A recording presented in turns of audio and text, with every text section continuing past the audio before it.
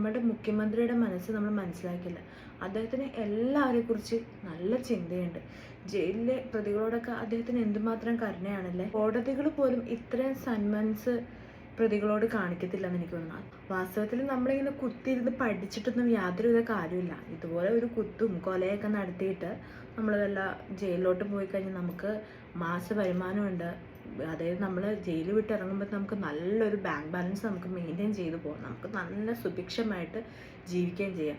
Accommodation free, food free, എല്ലാം എന്തായാലും യുവതലമുറകളുടെയൊക്കെ ഇടിച്ചുകയറ്റമായിരിക്കും എന്ന് എനിക്ക് തോന്നണം. പുതിയ ജയിലുകളും മറ്റുമൊക്കെ ഇനി കൂടുതൽ നിർമ്മിക്കേണ്ടി വരും.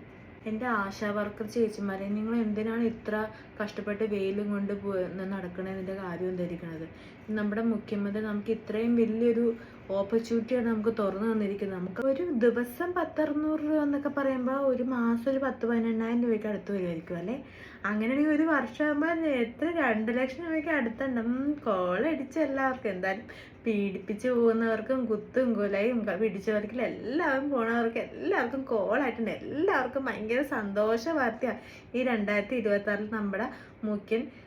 മറ്റൊരു കാര്യം കൂടെ ഉണ്ട്. നമ്മുടെ ശബരിമലയിലെ കേസ് കാരണേ ഓരോ ആൾക്കാരായിട്ട് വരിവരിയായിട്ട് സഖാക്കന്മാർ ജയിലിലോട്ട് പോയിക്കൊണ്ടിരിക്കണല്ലേ. അപ്പം അവരുടെ കുടുംബത്തിനെ പോറ്റാനുള്ള ബാധ്യതയും കൂടി നമ്മുടെ മുഖ്യനില്ലേ. ഇനി ഭരണം കിട്ടുമോ ഇല്ലെന്ന് നമുക്ക് അറിയില്ലല്ലോ. വികസനം എന്നൊക്കെ പറഞ്ഞാൽ അത് ഇങ്ങനെ വേണം.